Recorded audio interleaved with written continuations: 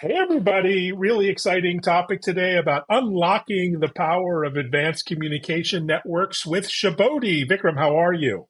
I'm doing great, my friend. Pleasure to be here. Pleasure to have you here. Happy Friday, everyone. And this is a topic near and dear to my heart as someone who's watched the evolution from 1G or 0G actually to 5G over the decades. You're doing really exciting work. Before that, maybe introduce yourself and your mission at Shibodi. So Vikram Chopra, co-founder and CEO of Shibodi. If I think about it, let me add, say, a non-business lens to it.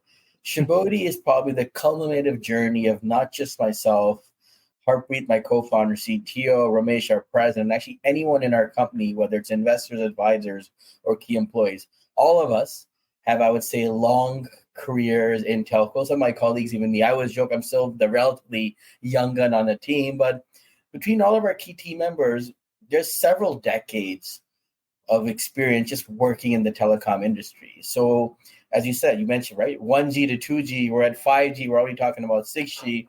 There's been an evolution. And so, a lot of it, in some ways, the body of work we've all done over the last few decades kind of brought us together for this mission of Shibodi. Well, it's a wonderful journey. And maybe start by explaining your mission, your platform, an application enablement platform. What is it and how does it sort of enhance network aware applications? Sure. And before you do it, let me kind of take you through a timeline, right? Because this Mm, whole 1G thing, right? What does a G really mean? So if you think about it, what 1G gave us, what I call was the smartphone. Now back then, the phone was bigger than my face. And I always joke I've always had a bit of a Pac-Man head, minus the intelligence. But it allowed you and I to make cellular calls. What was 2G? Well, 2G gave you the ability to split voice and data. What that meant in English is, well, a bunch of very intelligent people out of Waterloo built a device called the BlackBerry that allowed you and I to send and receive encrypted emails. Palm did the same. If you think about it, so what 2G really did was transform and enable for the first time a truly mobile workforce. I can on the go send and receive emails, send SMSs, communicate in real time. Change how we work to communicate it today. 3G took it forward. Now, I went to college in the early 2000s, so I kind of remember I wanted off internet, I had to go to the local Radio Shack. I wanted my Microsoft Office, same thing. Wanted my QuickBooks, and I put it to something called a CD-ROM. So if you think the revolution that 3G brought in, we didn't have smartphones, we didn't have tablets, like you said, smartphones, desktops, and laptops. But any on-premise business application can be now downloaded to an internet-enabled device. In some ways, completely dinosaured the CD-ROM. Now we go to 4G, and let's put it this way: Zoom, Uber, Netflix, DoorDash, Skip the Dishes, just naming Instagram, Snapchat, just naming a bunch of applications that probably kept us mentally occupied during the pandemic. That was a revolution for us. So you take something like Uber. And it actually applies kind of like what Shibboleth did. What made Uber so successful? Because a 4G and LTE network gave you the ability to get on-demand geolocation data. And a bunch of smart engineers at Uber was like, hey, can I take that network and create an application that allows users to call a taxi on demand and track it in real time? And then now again, it's about how do you enable network services? Well, the problem was back then, and the killer use case for this was push to talk. Whether I'm Uber, whether I'm on, say, Lyft, Skip the Dishes, DoorDash, push to talk, push to SMS was a killer use case. WhatsApp did the same thing. But the problem back then was, holy, if I'm on WhatsApp and jumping onto a call, or I'm on Uber and I want to communicate with my driver, am I on a T-Mobile network? Is it a landline? Is it SDN? Is it long distance? Is it voice over IP? Is it a local T-Mobile land, but then I'm actually calling someone in Europe that could be a British Telecom? The point is, there was a lot of complexity. And a company by the name of Twilio is like, don't worry about that. Don't worry about if it's an AT&T network, a T-Mobile network. Don't worry about the operator anywhere in the world. Just integrate Twilio's very simple APIs. And now you WhatsApp user can do push to call. Now you Uber user, you can call directly your taxi bed or send them a message. That's exactly how I call what 4G did. It made streaming, on-demand geolocation real time and enabled a whole bunch of useful services used today. Which brings us to 5G and why 5G is so critical. 5G represents something called network programmability. Now, network programmability didn't actually begin with 5G. It actually began with something called Release 14 Advanced LTE. What network programmability very simply means, I'll give you two examples. I'm going to give you a very basic, simple consumer use case example, then I'll give you an enterprise example. Let's take someone at home. You and I are right now on this video call.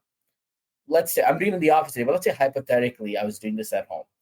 My wife also is in the mental health industry, so she does a lot of online sessions. She's also on a Zoom call. Babysitting my nephew. So let's say he's watching Netflix. So I would say in terms of network priority, my nephew, because if he can't watch Netflix, no one's getting peace. Then let's say, you know what? My wife, let's say her Zoom calls. The point is the internet network is finite. Now, you know what? The good thing is my nephew needs the internet for the next 3 hours, but my Zoom call is actually at 1 o'clock. My wife's at 2 o'clock. Is there a way to tell my network, can you prioritize the network traffic at 1 o'clock for Vikram's online call? And then at 2 o'clock, do the same. And in parallel, whatever network resources, prioritize it for my nephew to watch Netflix. We can't do that today. Now apply that in a manufacturing setting where you've got thousands of devices and sensors that are 5G enabled. You've got basically robotic assembly lines. You've got AGVs, and then you've got technicians walking around with laptops and iPads where they're getting a real-time view. How does the network know what to prioritize in real time? So this is the beginning of 5G in a term we call network programmability, is that, okay, in real time, can the network be programmed? Can the applications tell the network in real time what I need at that specific instance? Without that, it's what we call something called best effort. You're guessing, okay, I think these robotic arms need X bandwidth. These AGVs sitting on the side, I would say they need this much latency. You're guessing it, great. But in a real-time environment, when everything's absorbed from the network, even though you're dedicating and you're assuming that this robotic arm needs X bandwidth, does the network even have resources to give them that level of network coverage? We don't know. So this is what happens: is either your network's going to crash, or going to keep deploying more and more radios and expanding your network, which gets expensive. And it's one reason why the industry struggled to find the ROI. So that's where you said the value isn't in 5G being a bigger pipe. The value is that's an intelligent pipe. So that same robotic arm, that's, let's say, assembling a vehicle. That robotic arm ran out of a part. Now there's 20 AGVs sitting idle. All of a sudden, can we task 2 AGVs? One's going to go to point A, pick up a part, and deliver it to point B where the robotic arm is waiting. If that robotic arm doesn't get that part, well, we're going to have to shut down a production line. Costs us business, costs us productivity. We're behind schedule. We're going to lose revenue. So can we in real time, so okay, robotic arm needs bandwidth. In real time, can we prioritize latency for that AGV to deliver that part?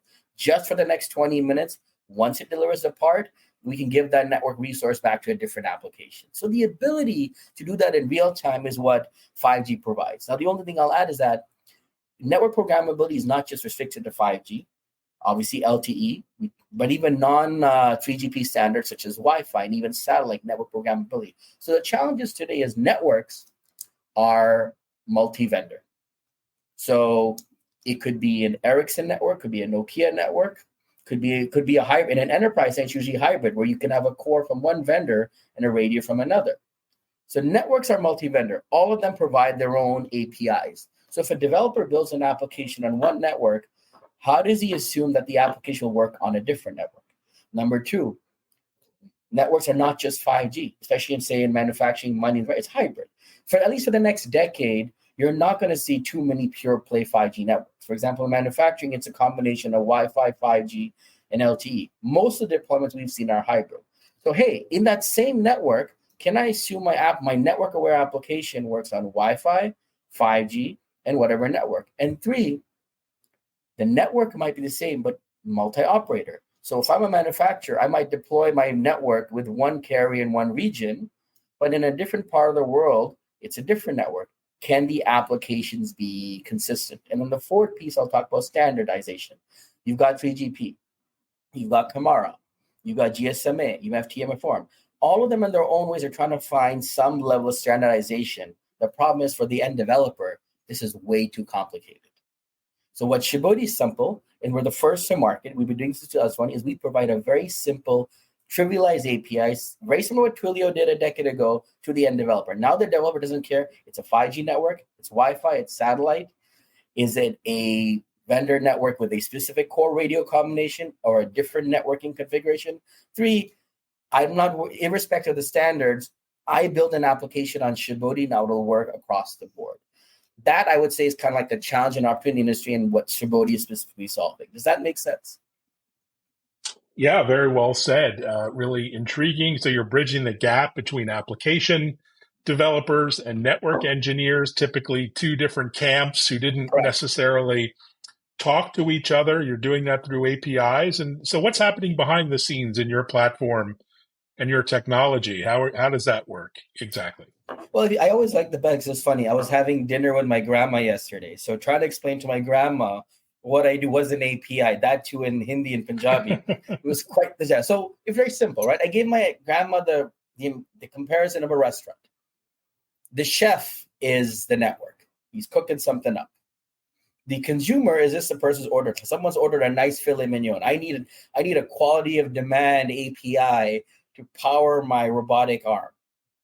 Well, the waiter, the one who delivers the services, is the API. So if you think about it, we've got these very complex networks. And as you said, historically, developers have built applications in a vacuum, irrespective. They just take what the network gives you. Now, for the first time, that developer can build an application that can dynamically request network resources from the network. Latency, bandwidth, packet flow, security. There's whole, like, in some ways, latency bandwidth is a term we all understand. With 5G, there's up to 20, 30 different standards and protocols you can manipulate in real time based on the application. So if you think about it, Shibodi really is that magic wand. It's kind of like the Harry Potter world. We can teach you to use magic, but you still need that magic wand to actually tap into magic. Think of those Shibodi APIs as that bridge where the application developer can tap into the power of these programmable networks, but he doesn't have to be an expert. And why this is critical is that, yes, there are companies in the world, whether if you're someone from a Cisco or a Nokia or a Dell, you'll probably understand networks and applications. But you're an enterprise. Your bread and butter is you build seats for some of the biggest manufacturers in the world. You know manufacturing, but you're not necessarily a networking guru. How many engineers would you have to have on staff that can both understand networks and applications? And then they might be experts in one network. Hey, this guy is an expert on any Nokia core. So-and-so's are really good on any Samsung radio. But do you have a developer who knows all that skill set? So either you're going to have teams of developers, hundreds of developers trained on both applications and networks, and then you're manually hard coding, or use something like Shibodi that takes care of all of that other complexity. Another example I'm giving, which is a non-telco example, is Square and Stripe. 15 years ago, if you're a payment engineer, integrating payments was a nightmare. I mean, it was a great income for a lot of payment engineers because you had to integrate the MasterCard API. You had to integrate the Visa API. You had to be PCI compliant. A lot of complexity. Square and Stripe came on and said, don't worry about that. Integrate our 3-4 APIs.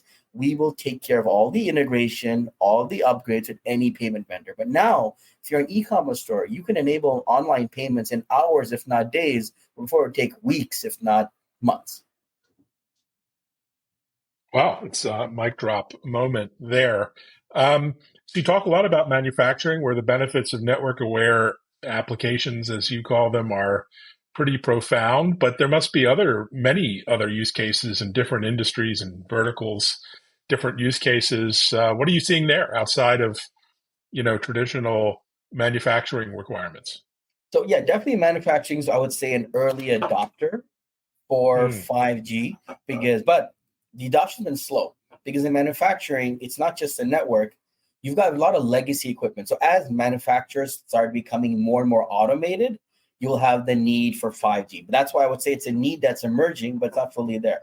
But I'll give you some other. So basically, think about any industry that requires a certain level of automation and is deploying drones, AGVs, and more robots. And I'm not saying the robots replacing the human. For example, in the mining industry, it's like, you don't want to send a human into a mine again because unfortunately, there's a human cost in terms of a life. But more importantly, if, for example, if you lose a life in a mine, the mine shuts down for years, if not indefinitely.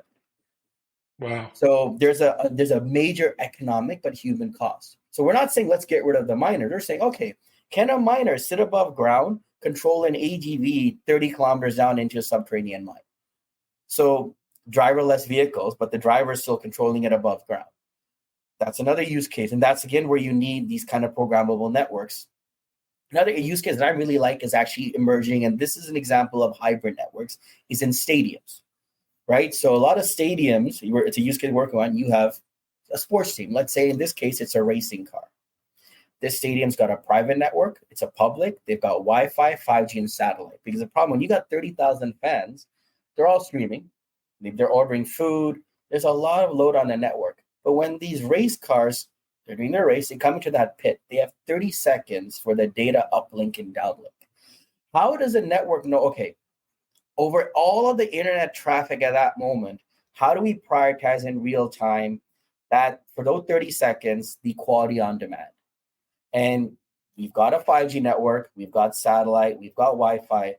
Maybe whichever network is available, can you prioritize those resources for that at that point? Because the race and, more importantly, the human safety, the car, vehicle, all that is critical. So this is an example of one use case where it's multi-vendor, multi-network, where Shibodi adds a value. Another one, actually, I'll go back to the mining vertical, is simple, right? There's a lot of heavy level automation in mining. So when you have a vehicle in a mine, and this is something we've seen, when a driver sitting above ground controlling an AGV in a mine, he actually has to count till 3 seconds. Reason why he's counting 3 seconds, because that's the latency lag. Wow. He's kind of say, hey, my little AGV's in a tunnel. I needed to go right. 1, 2, I'm going to turn 1, 2, 3, because that's what he's assuming. Now, can you use these programmable networks like 5G with Shibodi's ability to prioritize the network traffic in real time to solve that problem? Because that's how you can deploy a fleet of autonomous or driverless vehicles in a mine site where the drivers above ground are controlling it. Another use case we've seen, again, in both, this applies both in a mining and even in a port setting, is the use of drones. A drone in a mine site has many use cases. Surveillance. The trick, though, is when you're deploying more than one drone, it's in the telco world what we call best effort. But when you've got a fleet of these, and they're all doing different tasks, how do you prioritize a network in real time? That's where you need some kind of intelligence APIs that Shibodi provides. So that's another example where we're helping certain sites deploy multiple autonomous assets in real time without it having to be best effort. That's an amazing example. Many incredible success stories there. And, talk about the commercial side. Obviously, there's more value than just the operational efficiencies you bring. You also talk a lot about accelerating 5G monetization, something that's been kind of slow to materialize, and, helping with business, commercial outcomes. Maybe talk about those as well. Sure. Let me talk a little bit about the ecosystem, because it flows into that. Because if you think about it, 4G was to consumer, 5G and these programmable networks are to enterprises. So in a lot of it's kind of funny, right? Because so a lot of carriers and operators have invested tens of billions of dollars into spectrum. And so you're not going to get that ROI by getting you and I to get 5G enabled phone, just because there's not the use case applications aren't available today.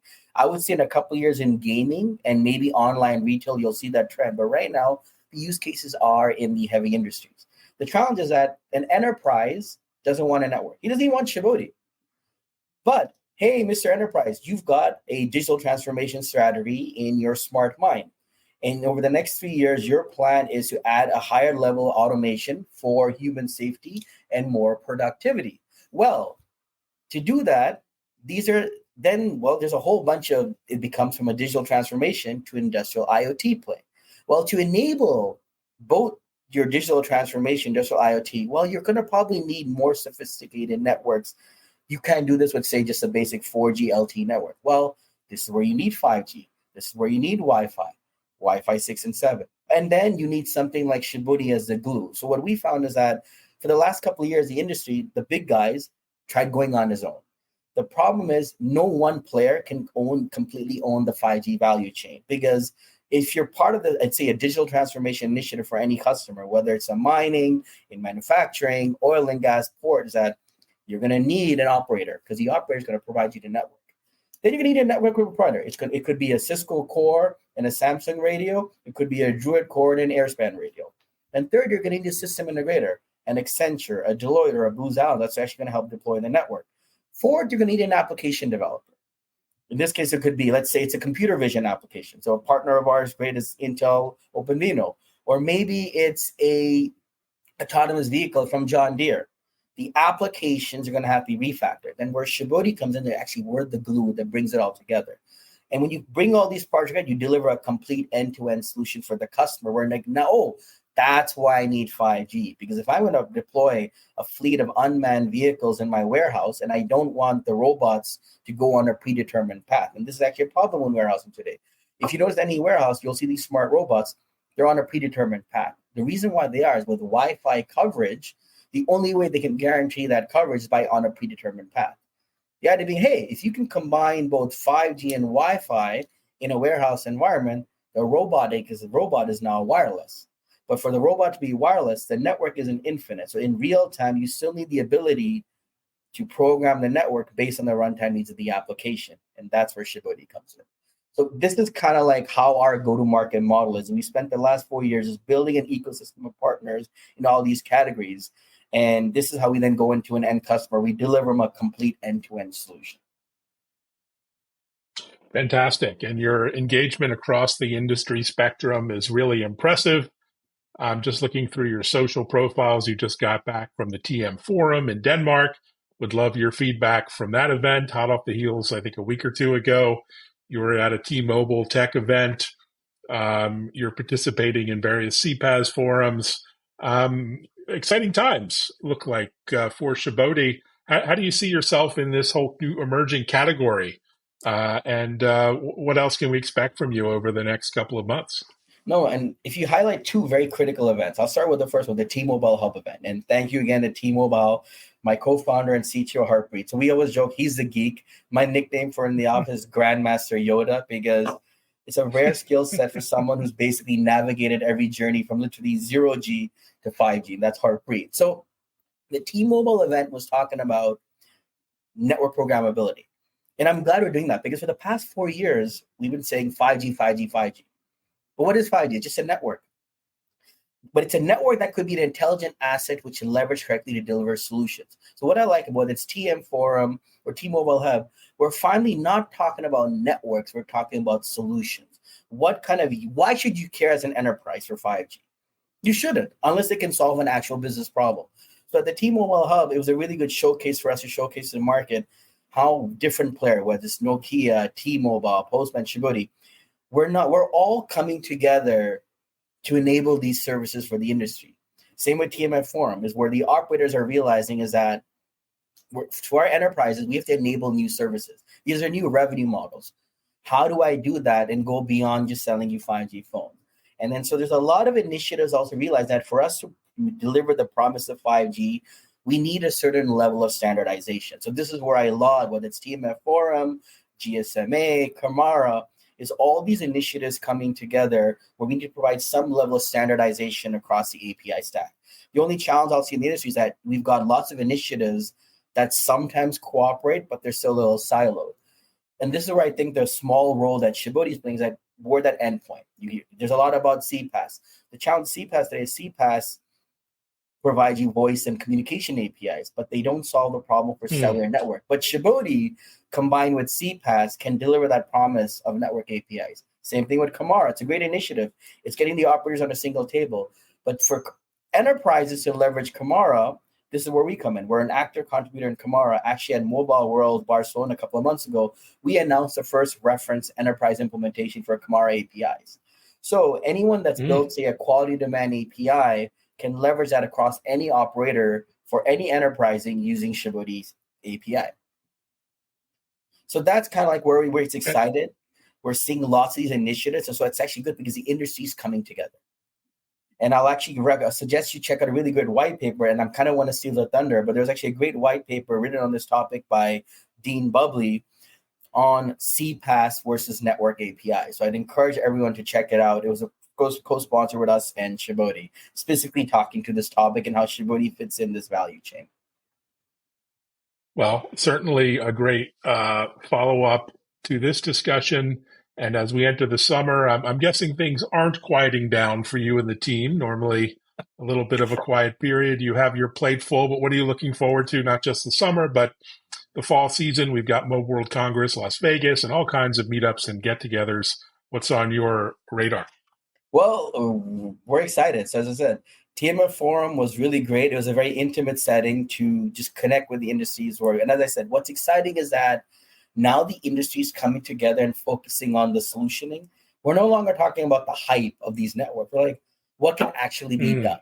And I think over the next 6 months leading up to Mobile World next year in Barcelona, you're going to see a lot more solutioning. And stay tuned for some announcements we'll be making with our partners as well. But yeah, and then how do I keep myself busy? As I said, scale up life. I sleep on a plane. So the good news is my body has now been programmed, my own internal APIs where I can sleep on any flight, any plane. Because basically, we're across all time zones and read geographies. Well, that's a superpower. And of course, you can get to anywhere in the world from Toronto with almost one flight. So it's a great place to be these days. Thanks so much, Vikram, for sharing the vision and the mission. And it's really amazing to hear it unfold. Appreciate the time and the opportunity to chat. Evan, an absolute pleasure. Thank you so much. Thank you, Vikram. And thanks, everyone, for watching. Have a great weekend.